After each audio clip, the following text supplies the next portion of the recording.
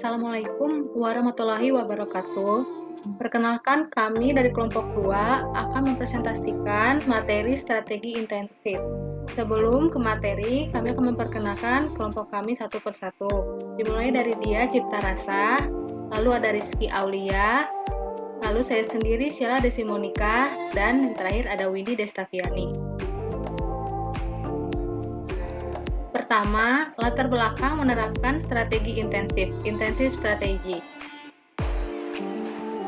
Perusahaan yang sudah melakukan investasi besar dan upaya perencanaan bisnis pada akhirnya akan mengeksekusi dari rencana yang sudah dicanangkan untuk melakukan kegiatan usahanya atau beroperasi.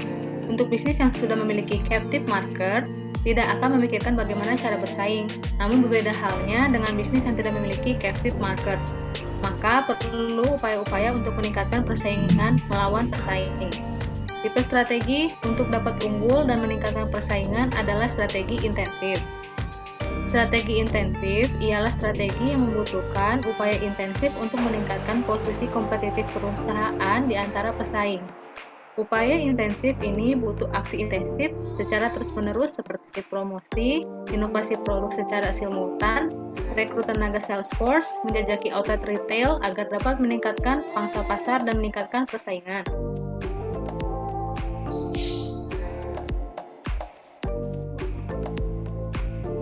Yang kedua, mengapa perlu diterapkan strategi intensif?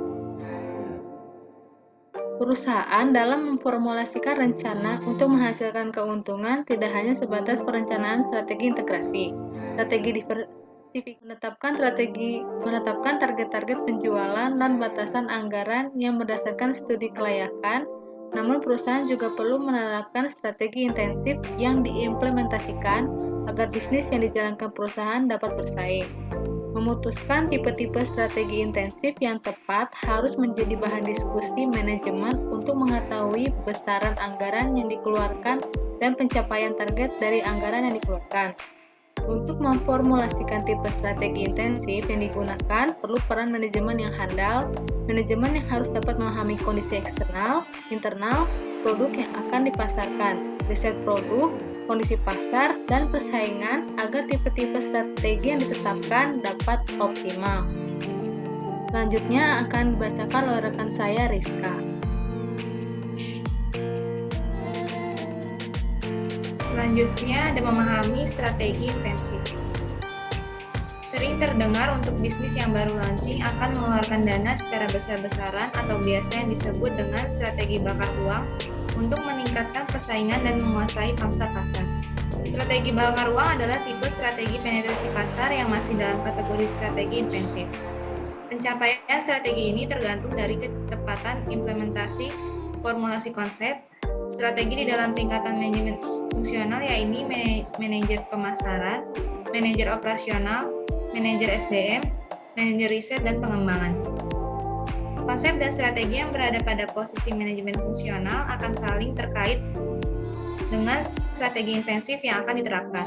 Tingkat keberhasilan strategi intensif tergantung dari manajemen fungsional dan juga upaya intensif yang dilakukan untuk meningkatkan persaingan karena strategi ini berorientasikan kepada produk dan pasar serta lebih diimplementasikan dalam tingkatan teknis yang langsung diterima oleh customer dibandingkan tipe strategi lainnya yang masuk ke dalam tingkatan perencanaan.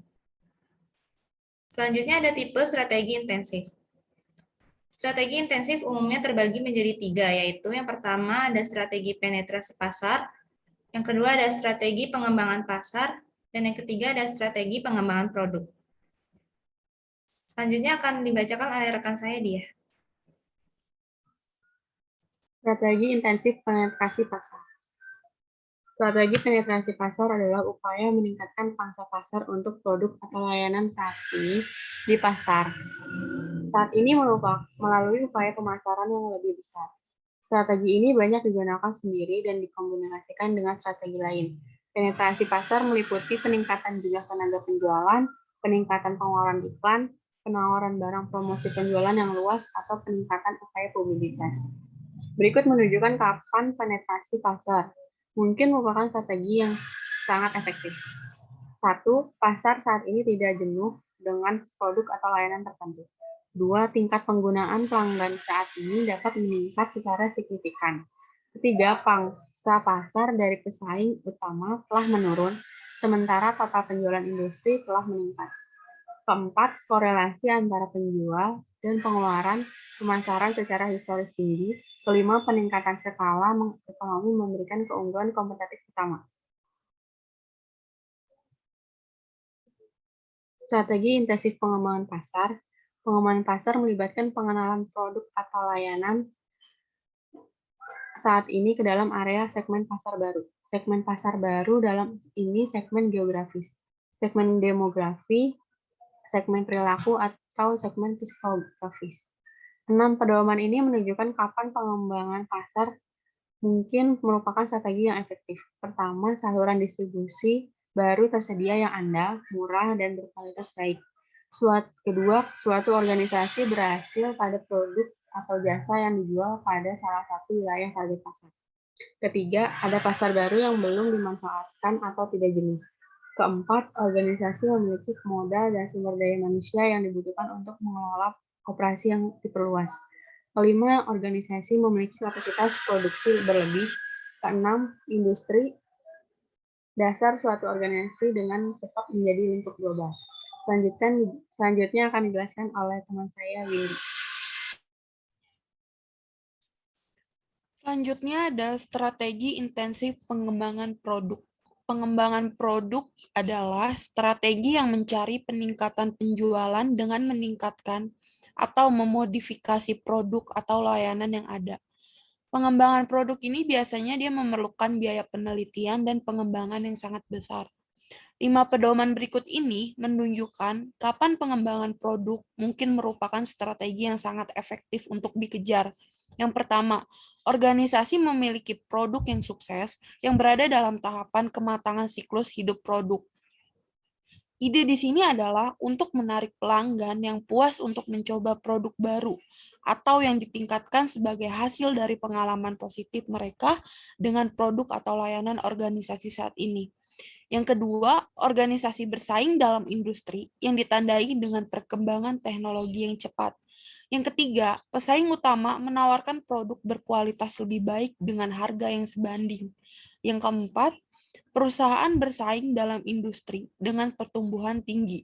Yang kelima, perusahaan memiliki kemampuan penelitian dan pengembangan yang kuat.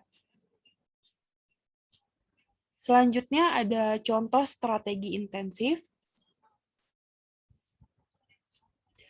Yang A, strategi penetrasi pasar. HM Sempurna melakukan aktivitas pemasaran dan promosi yang intensif dan besar-besaran untuk produk rokok merek Mild. Coca-Cola menerapkan strategi penetrasi pasar untuk meningkatkan pangsa pasar. Untuk mendukung strategi tersebut, Coca-Cola berusaha menciptakan suatu tren, membuat iklan yang unik dan kreatif. Sebagai contoh nyatanya, Coca-Cola meluncurkan iklan Coca-Cola.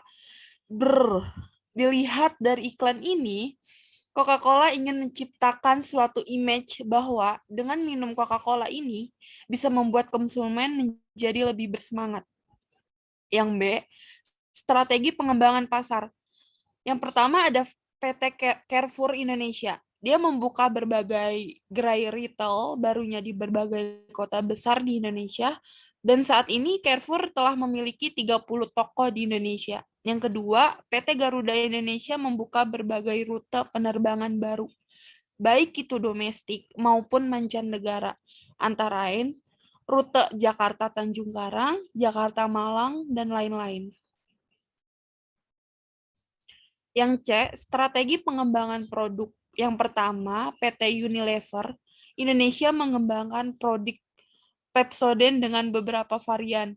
Dan yang kedua, ada PT Telkom telah melakukan pengembangan pelayanan dari jasa PSTN menuju hingga jasa Neurban, ISDN, dan Intelligent Networks.